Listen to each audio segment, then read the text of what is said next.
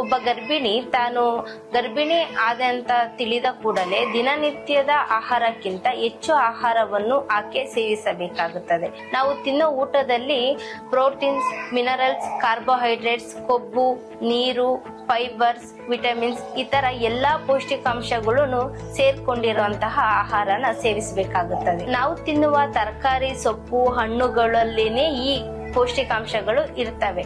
ಅದು ಯಾವ ರೀತಿಯಲ್ಲಿ ಇರುತ್ತೆ, ಯಾವ ತರಕಾರಿಲಿ ಯಾವ ಪೌಷ್ಟಿಕಾಂಶ ಇರುತ್ತೆ ಅನ್ನೋದೇ ನಮಗೆ ತಿಳಿದಿರೋದಿಲ್ಲ.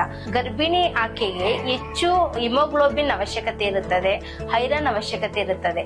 ಹಾಗಾಗಿ ಆಕೆ ಹೆಚ್ಚಾಗಿ ದಿನನಿತ್ಯದ ಊಟದಲ್ಲಿ ಅವಳು ಪ್ರೋಟೀನ್, ವಿಟಮಿನ್ಸ್ ನ ತಗೊಳ್ಳೋ ಅವಶ್ಯಕತೆ ತುಂಬಾ ಇರುತ್ತದೆ.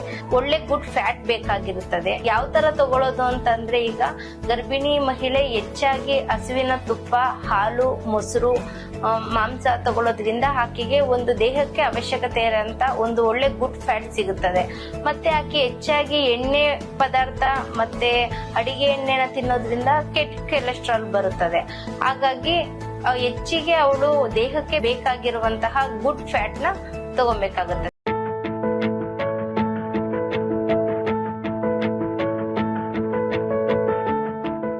ಒಬ್ಬ ಗರ್ಭಿಣಿ ತಾನು ಗರ್ಭಿಣಿ ಆದ ಅಂತ ತಿಳಿದ ಕೂಡಲೇ ದಿನನಿತ್ಯದ ಆಹಾರಕ್ಕಿಂತ ಹೆಚ್ಚು ಆಹಾರವನ್ನು ಆಕೆ ಸೇವಿಸಬೇಕಾಗುತ್ತದೆ. ನಾವು ತಿನ್ನೋ ಊಟದಲ್ಲಿ ಪ್ರೋಟೀನ್ಸ್, ಮಿನರಲ್ಸ್, ಕಾರ್ಬೋಹೈಡ್ರೇಟ್ಸ್, ಕೊಬ್ಬು, ನೀರು, ಫೈಬರ್ಸ್, ವಿಟಮಿನ್ಸ್ ಇತರ ಎಲ್ಲಾ ಪೌಷ್ಟಿಕಾಂಶಗಳನ್ನು ಸೇರ್ಕೊಂಡಿರುವಂತಹ ಆಹಾರನ ಸೇವಿಸಬೇಕಾಗುತ್ತದೆ. ನಾವು ತಿನ್ನುವ ತರಕಾರಿ, ಸೊಪ್ಪು, ಹಣ್ಣುಗಳಲ್ಲೇನೆ ಈ ಪೌಷ್ಟಿಕಾಂಶಗಳು ಇರ್ತವೆ.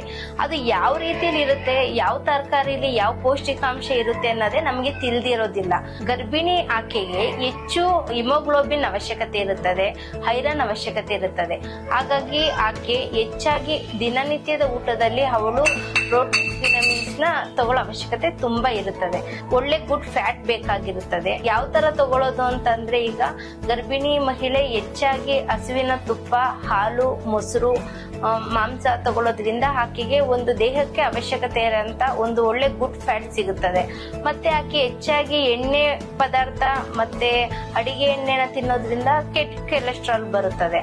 ಹಾಗಾಗಿ ಹೆಚ್ಚಿಗೆ ಅವಳು ದೇಹಕ್ಕೆ ಬೇಕಾಗಿರುವಂತಹ ಗುಡ್ ಫ್ಯಾಟ್ ನ ತಗೊಬೇಕಾಗುತ್ತದೆ.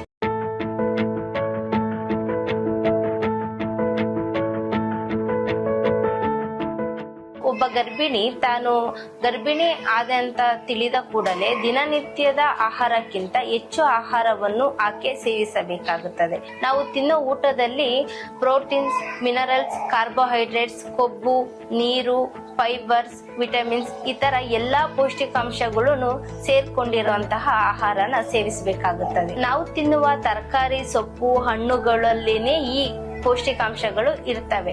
ಅದು ಯಾವ ರೀತಿಯಲ್ಲಿ ಇರುತ್ತೆ, ಯಾವ ತರಕಾರಿಲಿ ಯಾವ ಪೌಷ್ಟಿಕಾಂಶ ಇರುತ್ತೆ ಅನ್ನೋದೇ ನಮಗೆ ತಿಳಿದಿರೋದಿಲ್ಲ. ಗರ್ಭಿಣಿ ಆಕೆಗೆ ಹೆಚ್ಚು ಹಿಮೋಗ್ಲೋಬಿನ್ ಅವಶ್ಯಕತೆ ಇರುತ್ತದೆ, ಐರನ್ ಅವಶ್ಯಕತೆ ಇರುತ್ತದೆ.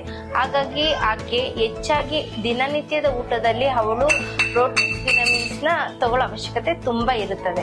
ಒಳ್ಳೆ ಗುಡ್ ಫ್ಯಾಟ್ ಬೇಕಾಗಿರುತ್ತದೆ. ಯಾವ ತರ ತಗೊಳ್ಳೋದು ಅಂತಂದ್ರೆ, ಈಗ ಗರ್ಭಿಣಿ ಮಹಿಳೆ ಹೆಚ್ಚಾಗಿ ಹಸುವಿನ ತುಪ್ಪ, ಹಾಲು, ಮೊಸರು, ಮಾಂಸ ತಗೊಳ್ಳೋದ್ರಿಂದ ಆಕೆಗೆ ಒಂದು ದೇಹಕ್ಕೆ ಅವಶ್ಯಕತೆ ಇರೋಂತ ಒಂದು ಒಳ್ಳೆ ಗುಡ್ ಫ್ಯಾಟ್ ಸಿಗುತ್ತದೆ. ಮತ್ತೆ ಆಕೆ ಹೆಚ್ಚಾಗಿ ಎಣ್ಣೆ ಪದಾರ್ಥ ಮತ್ತೆ ಅಡಿಗೆ ಎಣ್ಣೆನ ತಿನ್ನೋದ್ರಿಂದ ಕೆಟ್ಟ ಕೊಲೆಸ್ಟ್ರಾಲ್ ಬರುತ್ತದೆ. ಹಾಗಾಗಿ ಹೆಚ್ಚಿಗೆ ಅವಳು ದೇಹಕ್ಕೆ ಬೇಕಾಗಿರುವಂತಹ ಗುಡ್ ಫ್ಯಾಟ್ ನ ತಗೊಳ್ಬೇಕು.